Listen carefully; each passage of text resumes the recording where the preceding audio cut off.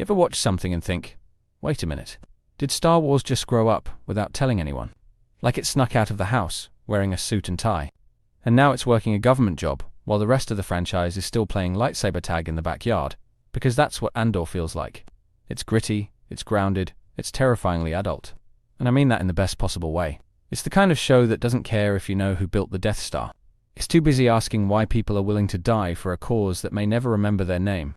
There's no chosen one whispering prophecies or space wizards flipping through the air like acrobats on Red Bull. Just people. Tired of getting stepped on, and somehow that makes the galaxy feel more alive than ever. Andor doesn't hand you hope on a silver platter. It forces you to claw for it through corruption, brutality, and bureaucracy so thick it could suffocate a bantha. You don't cheer because someone used the Force. You cheer because someone stood up when it would have been easier to lie down and disappear. That's not just compelling. That's dangerous storytelling. And yeah, it's Star Wars without the Star Wars why stuff. And that shouldn't work. But it does. Because what we got instead was Kino Loy shouting about freedom with tears in his eyes. Mon Mothma silently unraveling her life, one fake smile at a time. And Cassian Andor learning the hard way that apathy won't save you from tyranny. It's less pew-pew, more soul punch. I mean, seriously. When a show makes an elevator bell scarier than a TIE fighter, you know you're dealing with something special. There's no Jedi mind tricks here, no plot armor, just tensions so thick it could choke a Sith Lord, and writing sharp enough to cut through every expectation you had about what Star Wars could be. In this video, we're diving into why Andor works without the crutches, how it strips away the Force and still delivers some of the most powerful storytelling in the galaxy, and why this show might be the best thing to happen to Star Wars since, ever. When you first boot up Andor, your brain kind of short-circuits. There's no lightsaber twirling, no mind tricks, no hooded figures mumbling about the Force. It's almost like someone forgot to press the Star Wars button. But then something strange happens. You start leaning in more. You start asking, who are these people? What's happening? Why does this feel so real? Cassian Andor isn't some chosen one with ancient bloodlines. He's a scrappy guy, just trying to survive, conner his way through life, and maybe find some meaning in the chaos. And honestly, that's more relatable than a space monk slicing droids in half. The moment we see him kill a guy in cold blood in the first episode, you realize we're not in Skywalker territory anymore. The show doesn't hold your hand or whisper prophecies in your ear. It throws you into the greyest, grimiest corner of the galaxy and dares you to care.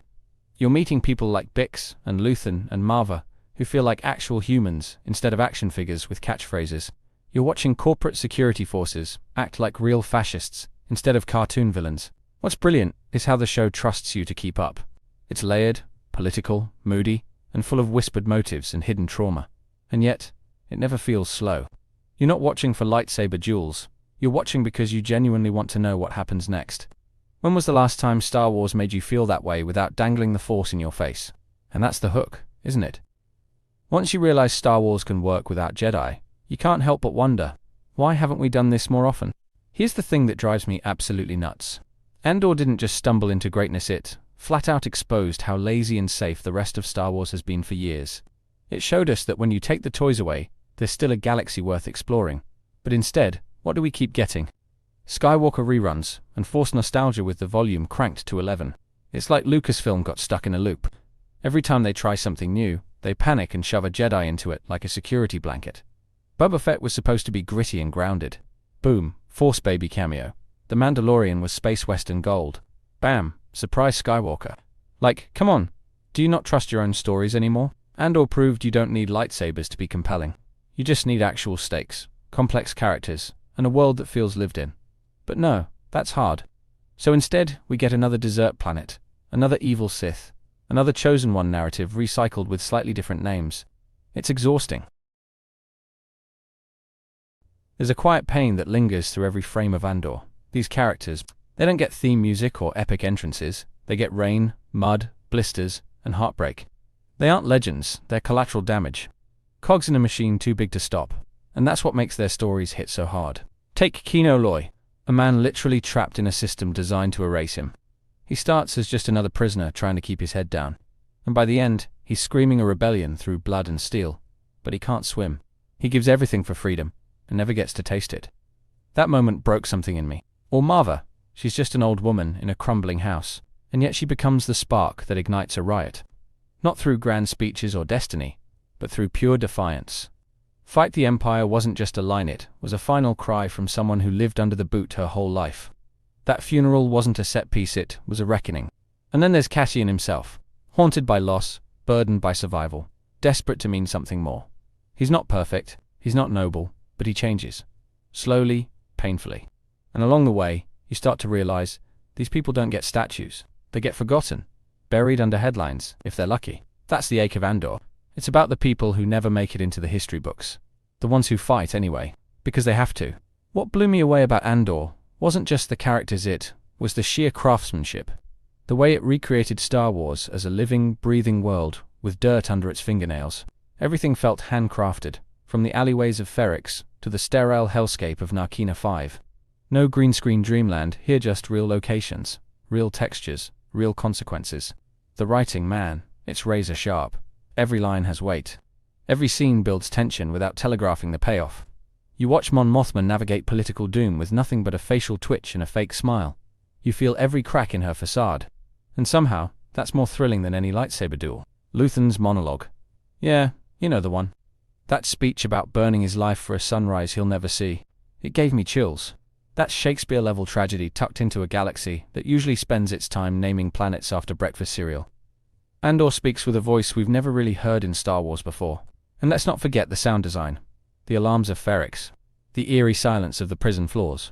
The slow-build tension that never lets go. It's all intentional. It's all precise. It pulls you in without explosions or space battles. Just raw atmosphere. This wasn't just a show. It was a fully realized corner of the galaxy. One that made everything else feel a little more hollow by comparison. The most powerful thing Andor does is remind us that revolutions don't start with magic wands. They start with people pushed too far. They start with a whisper, a refusal, a stolen part in a junkyard. That's what makes this story so inspiring. It strips the rebellion down to its bones and shows us the spark before the fire. We see people like Brasso, who doesn't have a plan, but knows when enough is enough. We watch Nemik, wide-eyed and fragile, scribble a manifesto with more clarity than any Jedi Council ever managed. These aren't war heroes, they're citizens saying no. That's the real rebellion. And through that lens, Cassian's arc becomes this beautiful metaphor. A man who doesn't believe in anything slowly realizing he has no choice but to fight. Not for destiny, not for prophecy, but because someone has to. And if not him, then who? Even Mon Mothma, surrounded by political vipers, takes risks that could destroy everything she's built. She's not guided by the Force. She's gambling with her own family to fund a cause she knows is worth it. That's courage, not the flashy kind, the real kind. And in all of that, you start to feel it.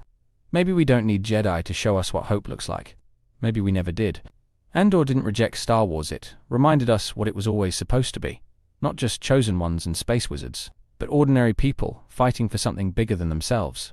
Somewhere along the way, we got addicted to the spectacle and forgot the soul. The tragedy is that a story this good might be treated like an outlier. Instead of a blueprint for where the franchise could go, it risks becoming a one-off miracle. That's the heartbreak, that the bravest Star Wars story in decades might get buried under toy sales and nostalgia bait. But there's also something comforting here, a kind of quiet resolution, because now we know it's possible. We've seen the proof, and once you've seen it, you can't unsee it. The Jedi can rest. The galaxy is big enough for other stories.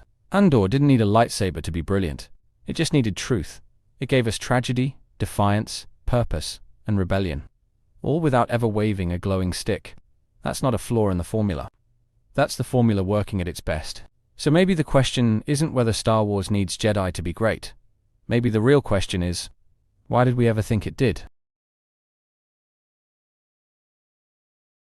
Thank you for watching. If you enjoy my videos, please consider looking at my pinned comment and checking out the links for my Amazon storefront.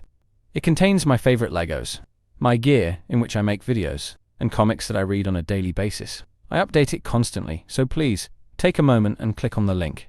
On top of that, check out my second channel, Critical Analysis Hub Plus, and my third channel, Critical Analysis Hub XP. Just one click would go on a long way in supporting my channels and future in YouTube.